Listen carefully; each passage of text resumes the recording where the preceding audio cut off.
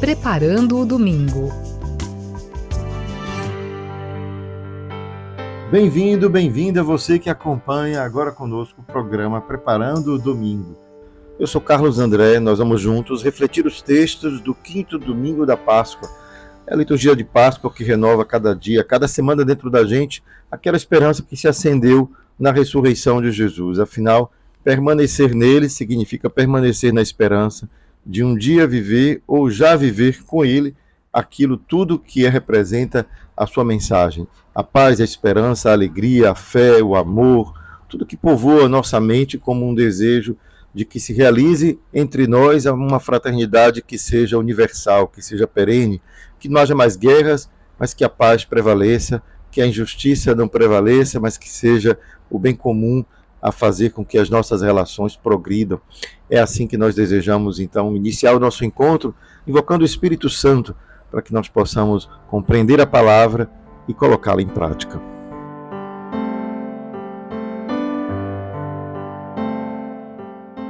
Venha Espírito do Pai e do Filho, venha Espírito de amor, venha Espírito de infância, de paz, de confiança e de alegria. Vem alegria secreta que brilhas através das lágrimas do mundo. Vem Espírito Santo, vida mais forte que nossas mortes. Vem Pai dos pobres e advogado dos oprimidos. Vem luz da eterna verdade e de amor derramado em nossos corações. Permanece em nós, Santo Espírito de Deus. Não nos abandones, nem no duro combate da vida, nem no momento em que tocarmos o final da caminhada. Vem, Santo Espírito de Deus. Amém.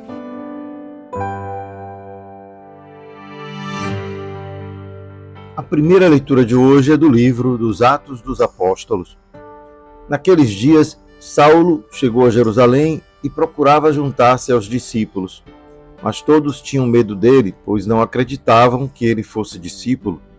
Então Barnabé tomou Saulo consigo, levou-o aos apóstolos e contou-lhes como Saulo tinha visto o Senhor no caminho, como o Senhor lhe havia falado e como Saulo havia pregado em nome de Jesus publicamente na cidade de Damasco. Daí em diante, Saulo permaneceu com eles em Jerusalém e pregava com firmeza em nome do Senhor. Falava também e discutia com os judeus de língua grega, mas eles procuravam matá-lo. Quando ficaram sabendo disso, os irmãos levaram Saulo para Cesareia e daí o mandaram para Tarso. A igreja, porém, vivia em paz em toda a Judéia, Galiléia e Samaria. Ela consolidava-se e progredia no temor do Senhor e crescia em número com a ajuda do Espírito Santo. Esses primeiros versículos que nós lemos desse texto de hoje nos mostram um aspecto da igreja nascente que nem sempre a gente, acostumado com o nosso dia a dia, não se dá conta. Mas no início, nossa comunidade, a comunidade cristã, ela não se diferenciava da comunidade judaica. Judeus e cristãos eram uma só nação, um só povo. Até que, com o tempo, a distinção entre quem aderia à mensagem de Jesus e quem não aderia foi ficando cada vez mais claro. E aí a comunidade cristã se tornou, de fato, uma comunidade independente da comunidade judaica. Isso significa que Jesus frequentava o templo, os discípulos também frequentavam as sinagogas, os espaços comuns dos judeus, até que, aos poucos, a pregação desses discípulos de Jesus no meio judaico, onde o anúncio de que Jesus era o Messias, começou a incomodar tanto que os cristãos passaram a ser perseguidos e se reunirem, portanto, sozinhos, à parte. É mais ou menos isso que a gente vai ver nessa passagem de hoje, quando Paulo, que aqui é chamado ainda de Saulo, porque afinal o nome Paulo e Saulo é a mesma coisa, a única diferença é que Paulo é o nome dele em grego e Saulo seria o nome de Paulo na língua hebraica, na língua aramaica. Então, por isso mesmo, não tem uma diferença de nome, como se Paulo tivesse mudado de nome. Paulo não muda de nome, é sempre o mesmo nome, a diferença é apenas da língua. Mas aqui nós temos uma passagem que, então, ainda chamando-se Saulo, na comunidade hebraica, Paulo encontra-se em uma situação em que ele se vê perseguido por aqueles que eram seus irmãos de comunidade, os judeus, no caso, de língua grega, porque Paulo se colocava ali na condição de quem desejava convencê-los daquilo que ele experimentou. Ele teve uma experiência de fé O texto diz que ele encontrou-se com Jesus no caminho, com o Senhor, e esse encontro com o Senhor no caminho o levou, portanto, a pensar em uma relação com Cristo que o fazia ver a sua fé judaica, por um outro ângulo. E assim Paulo começa a sua pregação. Os discípulos, logicamente, também sentindo-se perseguidos pelos judeus, fazem uma ressalva. Será que ele é um judeu infiltrado para saber quem somos nós e depois nos perseguir como tem feito? E aí a gente vê que há uma transferência gradativa de Paulo da sua condição de judeu que perseguia os cristãos a um cristão perseguido pelos judeus. Dessa forma, nós encontramos nessa passagem um aspecto da formação das primeiras comunidades de fé. A gente está vivendo esse tempo da ressurreição, o tempo da Páscoa, em que a grande surpresa da mensagem da ressurreição começa também a incomodar aqueles que, vendo Jesus morto e vendo os seus discípulos, não conseguem fazer parte desta comunidade, né? Descobrir o valor de uma comunidade de fé. É isso que nós estamos vendo nascer aqui no livro de Atos, esta comunidade de fé que se fortalece diante das perseguições, diante das incompreensões daqueles que não aceitam a sua mensagem. E nós vamos vendo qual é esta mensagem. Até o evangelho de hoje, a gente vai poder ter a ocasião de perceber como a liturgia nos prepara para compreender na liturgia, através dos textos, o nascimento de uma comunidade em torno da fé no ressuscitado. E aí temos aqui, na primeira leitura, já este nascimento de Paulo para a comunidade. Paulo que deixa de ser perseguidor dos cristãos a ser um pregador da fé e aos poucos vai sendo acolhido pela comunidade que não o aceitou. Olha quantas lições nós também podemos tirar para os nossos dias. Uma comunidade muitas vezes pode recusar o testemunho de alguém por desconfiar que esse testemunho seja verdadeiro. Então é necessário ter paciência, é necessário ter aquele que testemunha a favor de quem de alguma maneira se aproxima. No caso aqui a gente viu Barnabé. Isto é, a comunidade precisa de um tempo humano, né, para também compreender quais são os caminhos novos que Deus está nos convidando a trilhar. Não podemos esperar que tudo seja feito de modo milagroso. É preciso que exista também a dimensão humana, que vai fortalecendo, vai construindo as nossas convicções, vai nos ajudando a construir comunidade. Então aqui vemos claramente nessa primeira leitura esse aspecto humano de uma comunidade que precisa lidar com seus temores, com seus receios, com as suas desconfianças, e perceber que é o testemunho de Barnabé.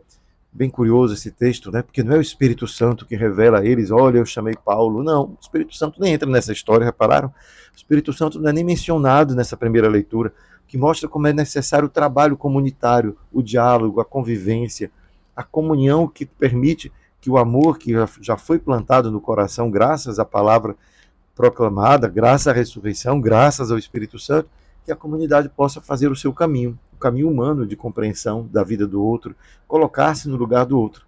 Quanta coisa a gente poderia falar sobre os nossos dias a partir dessa passagem, hein? Se a gente pensar quantos são os nossos irmãos que não se sentem acolhidos ainda hoje nas nossas comunidades, por causa do preconceito, por causa da desconfiança de que ele seja sincero. Deixo para cada um imaginar quantas e variadas são as situações que podem ocorrer e que estão ocorrendo, né, no nosso dia a dia, e que as nossas comunidades nem sempre estão atentas, nem sempre estão assim dispostas a fazer esse gesto de abertura. Mas é um caminho, como temos um texto que faz esse caminho parecer rápido, né? Não sabemos exatamente quanto tempo levou para que Paulo fosse de fato aceito pela comunidade. Quanto tempo a comunidade precisou conviver com Paulo para se dar conta de que ele não era aquela pessoa que eles imaginavam que ele era ainda. Então os preconceitos às vezes podem levar tempo para cair. E ali a gente vai ter que fazer o caminho da fé, esperando, fazendo paulatinamente, devagar, palmilhando dia a dia o caminho que a fé nos indica. Olha o que o Salmo nos diz. É na liturgia, portanto, né? É na comunhão, é no louvor que a gente vai dando-se conta aos poucos que Deus nos conduz. Senhor, sois meu louvor em meio à grande assembleia. Mais uma vez, o aspecto comunitário que é ressaltado. O meu louvor não é no meu quarto, fechado, trancado as portas, sozinho, esperando que Deus me ilumine. O meu louvor é em meio à grande assembleia. A comunidade, mais uma vez, é colocada aqui no centro da liturgia. Essa vontade de fazer a gente compreender que não há fé que não seja comunitária. Não há louvor e oração que também não se transborde, não deborde no seio da comunidade. É importante que a gente vá assimilando essa ideia, porque essa é a ideia da liturgia de hoje. Ressaltar o valor da comunidade como algo intrínseco à própria dimensão da fé que abraçamos um dia. É aí então que a gente lê a carta de São João, a primeira carta de São João, que diz assim: filhinhos, não amemos só com palavras e de boca, mas com ações e de verdade. Que coisa bonita essa frase. Afinal, temos que lembrar todos os dias, né? Não amemos só com palavras e de boca, mas com ações e de verdade. Aí está o critério para saber que somos da verdade, e para sossegar diante dele o nosso coração, pois se o nosso coração nos acusa, Deus é maior que o nosso coração e conhece todas as coisas. Caríssimos, se o nosso coração não nos acusa, temos confiança diante de Deus. E qualquer coisa que pedimos, recebemos dele porque guardamos os seus mandamentos e fazemos o que é do seu agrado. Este é o seu mandamento, que criamos o nome do seu Filho, Jesus Cristo, e nos amemos uns aos outros, de acordo com o mandamento que ele nos deu. Quem guarda os seus mandamentos permanece com Deus e Deus permanece com ele. Que ele permaneça conosco, sabemos-lo pelo Espírito que ele nos deu. Essa passagem de São João vai se conectar com o Evangelho que nós vamos escutar. Então, vamos comentá-la junto com o Evangelho e assim a gente aclama essa palavra, que é a palavra de Jesus para nós. Aleluia, aleluia, aleluia, aleluia, aleluia, aleluia, aleluia, aleluia.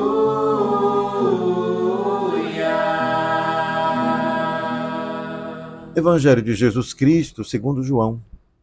Naquele tempo, Jesus disse a seus discípulos: Eu sou a videira verdadeira, e meu Pai é o agricultor.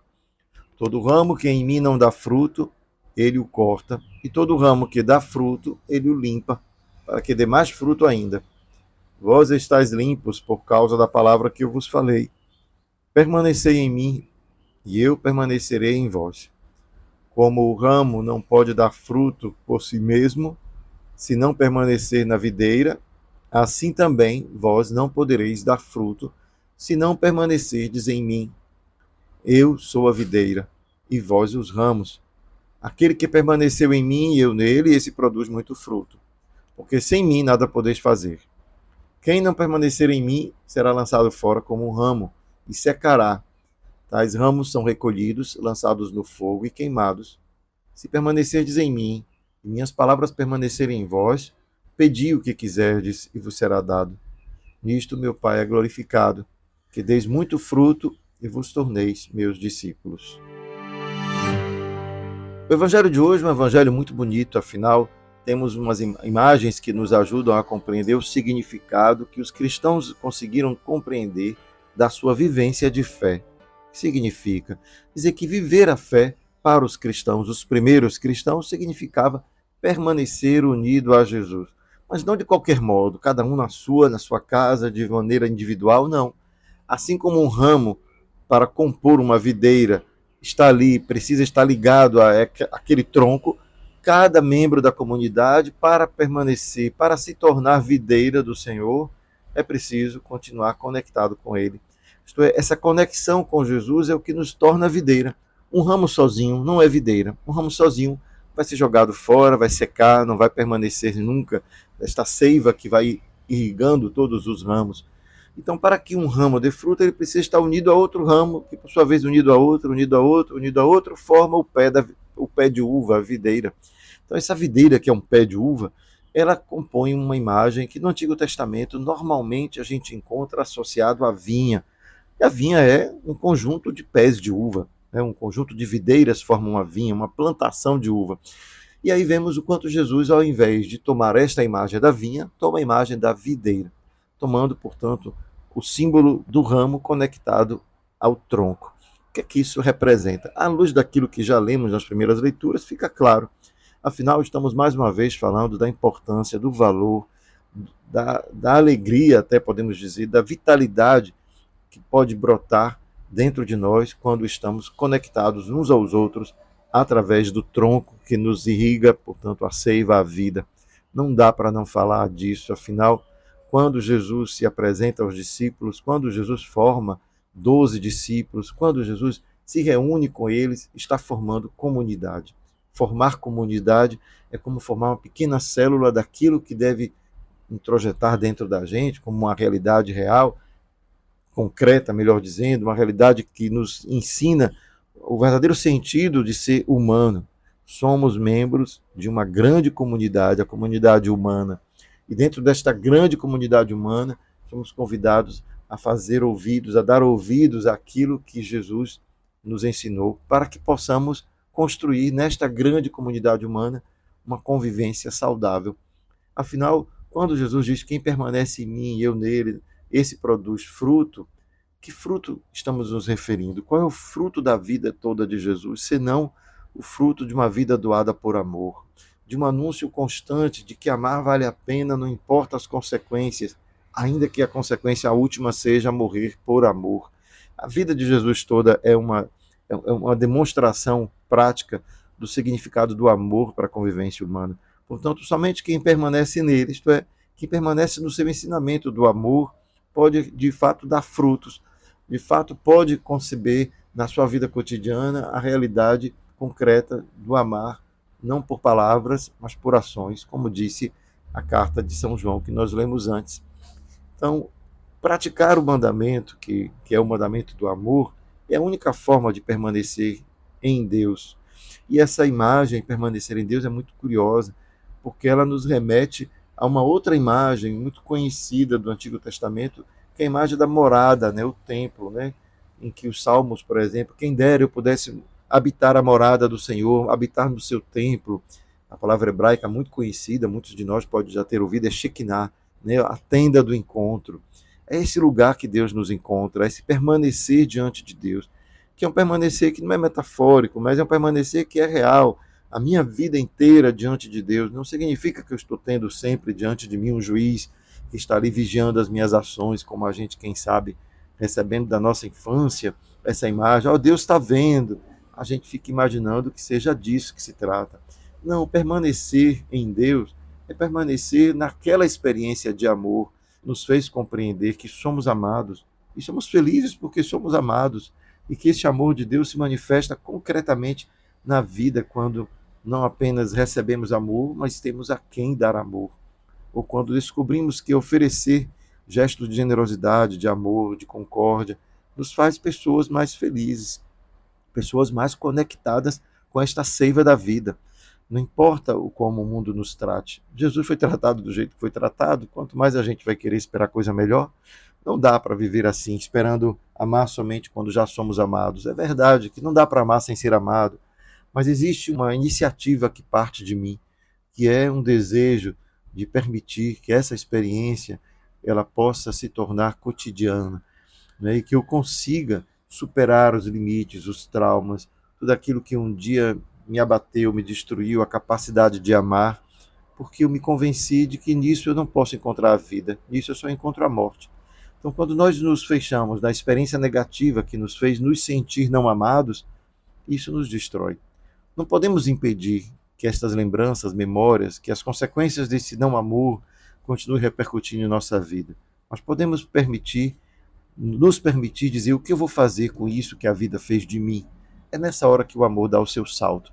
É nessa hora que a palavra de Jesus vai realizar aquilo que nós lemos hoje. Vós já estáis limpos por causa da palavra que eu vos falei. Somos purificados de todas as experiências negativas por causa desta palavra que Jesus nos falou. E a palavra é essa, a palavra de que amar vale a pena, não importa o quanto você já tenha sofrido, apanhado na vida. Porque para frente é que se anda, é para lá que a gente quer ir, e é, portanto, no amor que eu posso colocar a minha esperança. Não, digamos assim, na expectativa de ser amado, porque afinal nunca fui amado.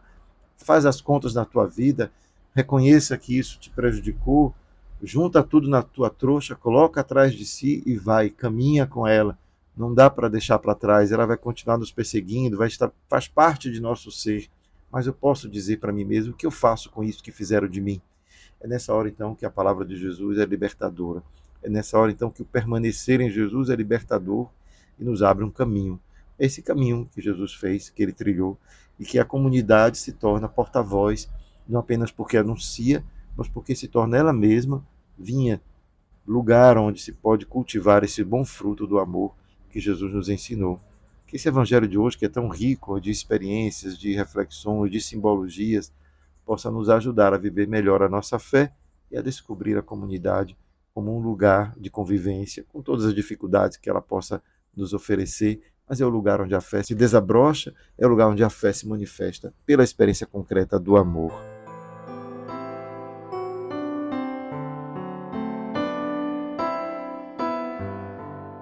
Obrigado, Senhor, pelo dom da vida, mas especialmente hoje queremos agradecer pelo dom da Tua Palavra, que nos convida a viver em harmonia como comunidade.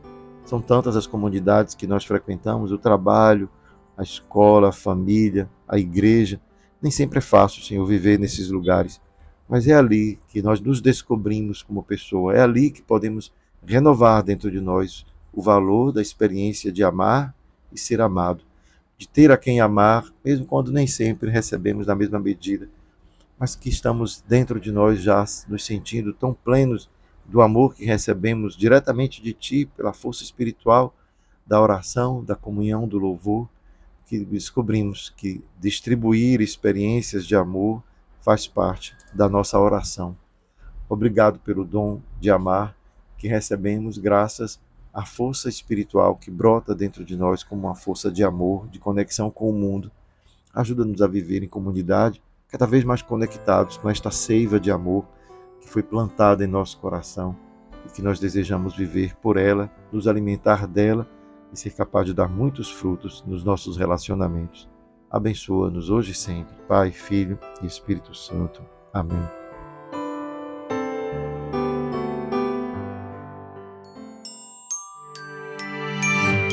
Fica a dica! A dica da semana fica fácil com a liturgia de hoje.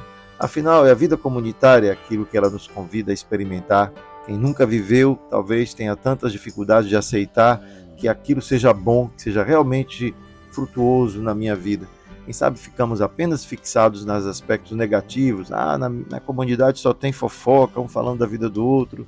Mas em qual comunidade humana a fofoca não existe? É impossível viver sem um pouquinho de fofoca. Aliás, as redes sociais se alimentam de fofoca. Faz parte do espírito humano a fofoca. Mas como que ela se dá quando ela é feita junto com uma experiência de amor fraterno? É nisso que se descobre, é isso que se descobre em uma comunidade. Então, a dica da semana é: descubra a sua comunidade, aquela que você frequenta, as igrejas aonde você vai, escolha uma para que você aos poucos possa também fazer a experiência de viver comunitariamente, construindo relacionamentos que possam nos trazer a alegria de descobrir a fé através da experiência compartilhada do ressuscitado. O louvor da grande assembleia nos anima, nos motiva. Faça a experiência, fica a dica.